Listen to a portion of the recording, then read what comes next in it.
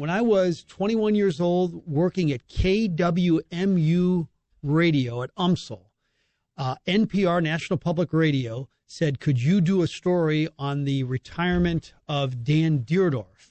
I went to Busch Stadium as a college student, and I had a $12 tape recorder. Dan Dierdorf sat down and gave me the most thoughtful interview. I've loved him ever since. He joins us now. Dan, I'm sure you remember that, one of the highlights of your career. Well, Frank, you just had this glow about you. It was so apparent that you were headed straight to the top.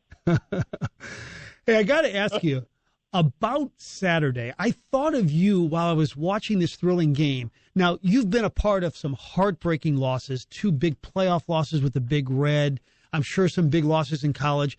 I'm wondering, in terms of you being a part of a game, whether as a broadcaster or as a player, was that about as painful as it could get for you? Well, it's worse than getting your brains beat out where you're never in it. When you've got a 16-point lead in the second half and you can't put it away, yes, those are the kind of losses that they really sting, because there's no way when it's all over, you just sit there and you go, did we really just blow that? I don't think there's anyone that doesn't think that Michigan's a more talented team. Yeah, we didn't defensively. We laid an egg in not being able to stop Kenneth Walker. But, just looking back at that, if you're up 30-14 and you lose, you got nobody to blame but yourself. And I guess one of the more controversial moves, and I know it's worked for them this year because they've been undefeated, is the rotating of quarterbacks. And he brought in J.J. McCarthy, and then they had the lost fumble. Oh, my goodness. Well, Harbaugh today said that McNamara, our starter, had just come out of the medical tent where the doctors were looking at him. He'd taken a couple big hits, and they cleared him to go back in. But by the time they did that, the series had started, and Harbaugh had no choice but to send J.J. McCarthy out onto the field because, he had fumbled earlier in the game, and we got lucky that Michigan State didn't recover it. It got booted out of bounds. And so, yeah, you can't drop that on Harbaugh's doorstep. He really didn't have a choice. Dan, I can't remember a football game ending with more of a swashbuckling interception like Charles Brantley of Michigan State off Cade McNamara. Well, yeah, and you'll get a lot of people that thought there should have been a flag thrown a couple times earlier. It's such a huge rivalry. The schools are only 45 minutes apart. Whichever city is hosting the game is just overrun by students from the other school who make the trip even though they don't have tickets for the game. It's really organized. Well, it's not. It's just chaos. It is complete chaos, whether the game's in Ann Arbor or East Lansing. And it's what makes college football so exciting. Those rivalries, they're built up over decades. And, even though we knew somebody had to come out of that game with the loss, we're upset that it's us. But just to be a part of that, it's really good for college football. So it's not like the season's over. You got Ohio State and some other big games looming. You still have a chance to control your own destiny here. Well, yeah, you don't. It's going to be work. I'm sure that the kids are hugely disappointed. A lot of them are from the state of Michigan, and playing in that game and winning that game gives you bragging rights for a year. But yeah, we still have to play Penn State. We still have to play Ohio State. So there's, we're Frank. Last time I looked, we're 7-1. So yes, at Michigan, that's really disappointing. I think 7-1 would go over pretty well in Columbia, don't you? Absolutely. How about your relationship with Harbaugh? I love him. I think he's probably a polarizing figure to some, but just tell me about your relationship with him and what your thoughts are. Well, he's, the kids love him. He treats them really, really well. He has a moral compass that is pointing due north. You don't ever have to worry about your program getting in trouble or anything like that. Is Jim quirky? Is Jim hard to get close to from a social standpoint? Absolutely. He's a good football coach, but he's, there's a point in time where Bill Parcells said it best, that you are what your record says you are. And at Michigan, we have no choice but to own it, and that is that against Michigan State and Ohio State, Jim Harbaugh's 3-9. There's no getting around that. Mm-hmm. So Dan Dierdorf has decided to end his illustrious broadcasting career. You probably only have 3 or 4 or 5 games left. Give me your reasoning. You're obviously still as sharp as a tack. You're a broadcaster. Awesome. Why now, Dan? Well, first of all, Frank, I never intended to ever walk in a broadcast booth again when I retired from CBS. And if it wouldn't have been for Michigan pretty much twisting my arm to come back and do it, I wouldn't have been doing this for the last 8 years. Now, having said that, I have to tell you, 43 consecutive years, I was in an NFL stadium every Sunday. And in those 43 years, I had forgotten how much fun it is to be on a college campus on a Saturday afternoon, especially a college campus like Ann Arbor, or I went to Lincoln, Nebraska a couple of weeks ago, and it's different. The vibe is different. Being around the kids is a lot of fun. I promised Michigan I would do it for at least 3 years. I've done it for 8. The travel is getting old, and you know what? It just seemed like it was a good time. I'm 72 years old. Enough already. And you're going out with a broadcast partner at the same time. I think this has got to be one of the most unique situations of all time, where you guys were both standout offensive linemen and you both end up in the same booth together and retiring together. Well, first of all, you got to understand that the only reason I took the job is because I was going to work with Jim Brandstatter, and Jim's been a fixture around Michigan football for 40 years. Jim and I were teammates together. Jim and I played the same position. I'm a year older than Jim. Jim was my backup. And so I've known Jim since I was 19 and a sophomore, and he was 18 as a freshman. And so we've been great friends for decades. So we told ourselves 3 or 4 years ago that when the time was right, wouldn't it be cool if we just walked out the door together? Because I said, Jim, I'm never going to work with anybody else. He said, I'm not either. So you know what? We just decided, let's be proactive here. We told the university right before opening day, and we're just, hey, it's right. He's 71, I'm 72, and time to let the younger guys have it. So you're one of 3 men in the Pro Football Hall of Fame as a broadcaster and as a player. Frank Gifford and Len Dawson are the other 2.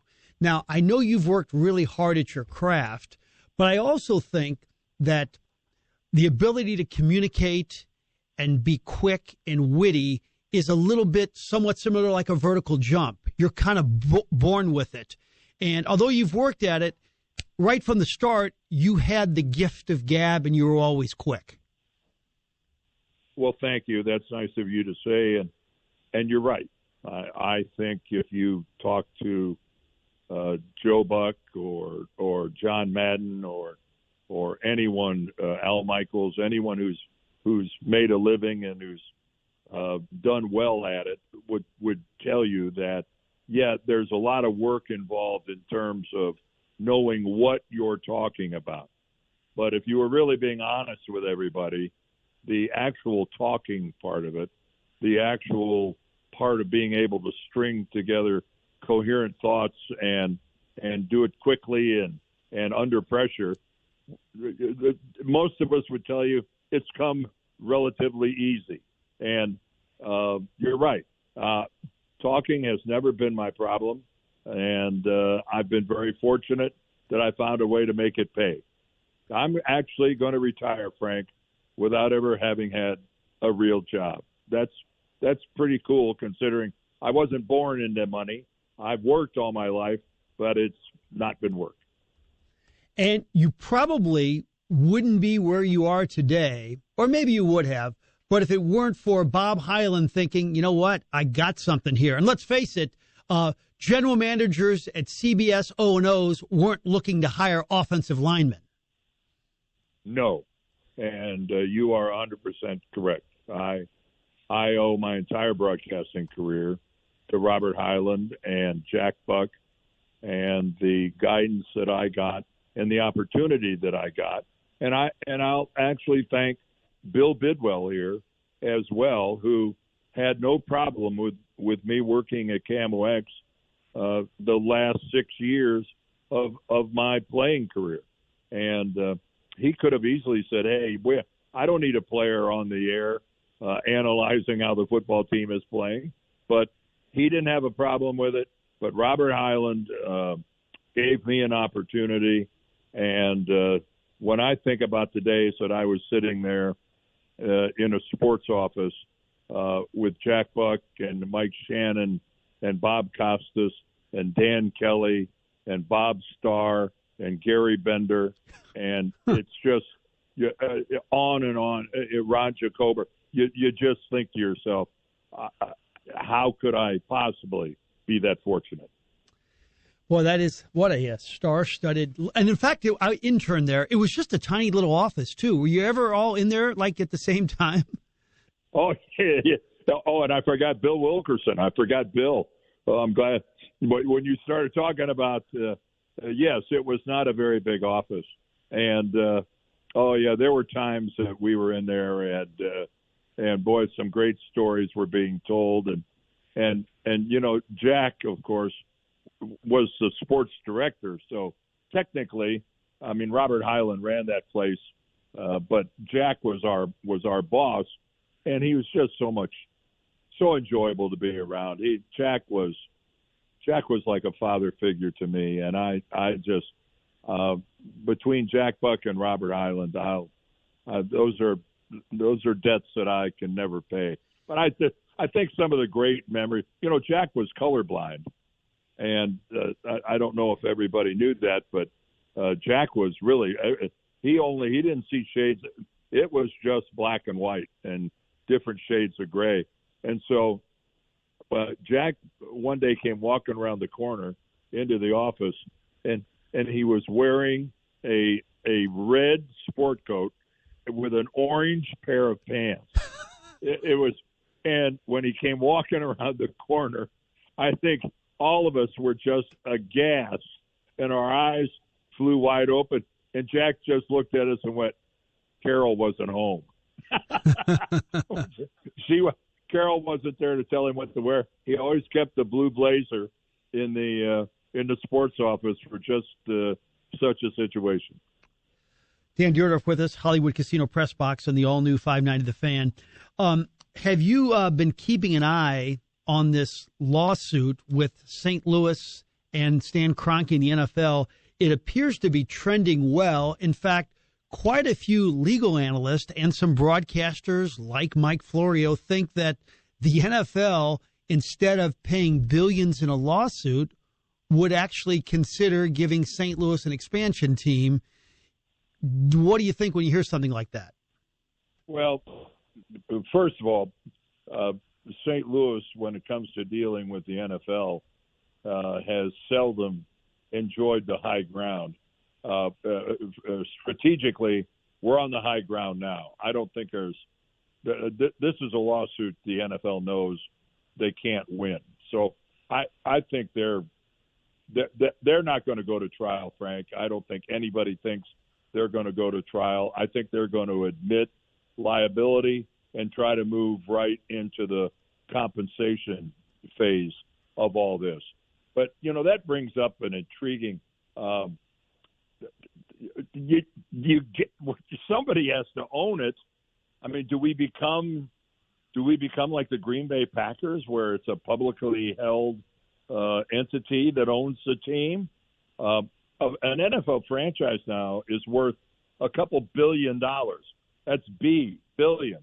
I don't know about you, but my American Express limit is not that high. How many people are there that could actually own an NFL franchise and operate it? It's deep pockets. So I'm not even. And then we haven't even gotten to the point. Does St. Louis even want an expansion team? No. Now, and there's other alternatives. What if the NFL offered to pay the Spanos family to move the Chargers from L.A. to St. Louis, because they've got a debacle sharing that stadium out there in L.A.? I mean, there are so many different variables here. And if there is $1 billion in cash involved, where does that go, other than some of it to the lawyers? But where does that – this is enough to keep you up at night. Yeah, I don't think many people in St. Louis are really excited about the possibility of that money going to politicians and them determining what happens with $1 billion.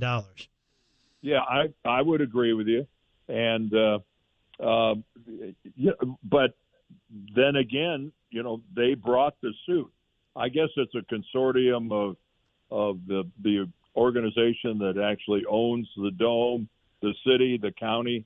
It's all I know is this, that we've been dancing to the NFL's tune ever since the Cardinals left back in the late 80s. And the reality is now, for the first time, St. Louis is we're in the driver's seat here. And this is going to be very fascinating how we handle it and how we decide to proceed. But I think the NFL is going to concede that they were wrong and just move directly to the liability stage, because I can tell you one thing, Frank. I have a hard time in my mind picturing Jerry Jones, Robert Kraft, and Stan Kroenke and Roger Goodell sitting on the witness stand in a St. Louis courtroom. That does not compute. I can't conceive of that ever happening. And what's more likely, a settlement of $1 billion or an NFL team? Probably a settlement over time would be my guess, that there'll be some offer that, yes, you were damaged, and how about this, and this. Of course, the NFL's got a little infighting of their own going on, because Stan promised to indemnify all his fellow owners if there were any legal ramifications about the Rams relocating from St. Louis to L.A. Yeah, what'd you think of that? What'd you think when he said, I'm not going to do it? Yeah, supposedly he said, well, I'm having second thoughts about that. I guarantee you that landed like a lead balloon in that owner's room. And it doesn't surprise me, though. Does it surprise you that he's tried to do that? Well, no. I mean, we're talking about hundreds of millions of dollars here. These guys, the NFL is all about money. These are very rich men who became rich by being shrewd and by being good businessmen, and a couple of them inherited a team. But the reality is they're pretty sharp people, and I don't know how it's going to play out. But as I understand it, Stan didn't make any new friends by taking that stance. Okay, you celebrated the life of Jim Hanifin last month, and You were head of the eulogy. So many unbelievable Hanifin stories. I encourage everybody. It's on YouTube. It's a celebration of his life, but it'll also make you laugh like a comedy show. He was your guy, and boy, was he a lot of fun, wasn't he? Yeah, and Frank, I was, asked by the family to say something.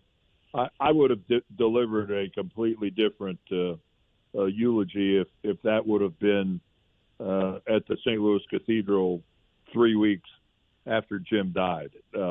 It had been almost a year since Jim was gone, and it truly was a celebration of Jim Hanifin's life, which I know the old expression, a life well lived, has been used a lot.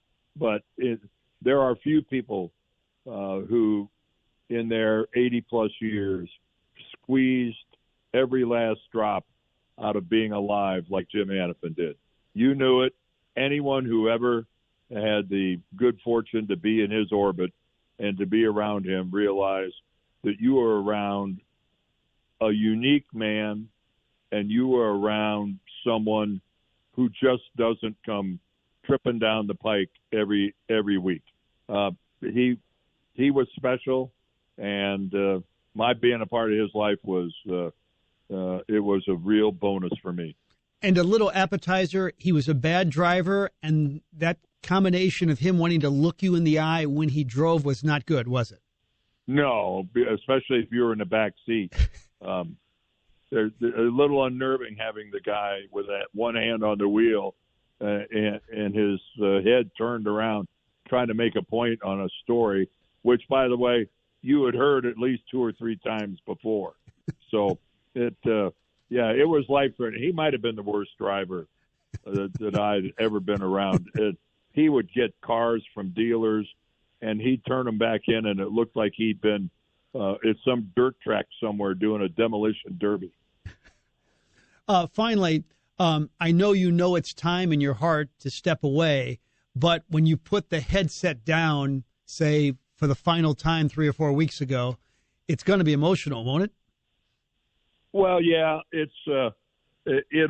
I've really enjoyed being a part of this, and radio is it's so much different than TV. I look back at when my TV career, when it ended, that was really the end of my broadcasting career. But this will be the second act, and yeah, I'll miss it in the sense that I just love talking about football. I love analyzing a football game. I love being up in the press box, looking down on the field. I'll miss that, but Debbie and I are going to, we've got a home up here in northern Michigan where we spend all summer. I'm up here right now, and we've got plenty to do. The grandkids are running around, so we're looking forward to it. Great stuff. Honored to have you on, sir. Congratulations on an unbelievable career. Let's stay in touch. Thank you so much for your time. Thanks, Frank. And what happened to that $12 recorder? Well, it's not in the UMSL Hall of Fame. I think it's probably somewhere in a trash can. Thank you so much, sir. Good. You take care. All right, Frank. All right, bye-bye. The great Dan Dierdorf joining us. Quick little text here. Tom says, Dan Dierdorf just gave you at least 5 reasons why the NFL will not give us a team. Why do you still actually even entertain the idea? Let me just say this. A month ago, I would have said 0%. I'd put it at, say, 20% now. I still think the odds are overwhelmingly and against us, and too many things would have to happen for this to happen. But, when you have a lot of credible people, and I have talked to some people that have been in the league for 30 years who think it's realistic, that's why I give it about a 20% chance. But in general, Tom, I don't think it's going to happen. It's intriguing to think about, though.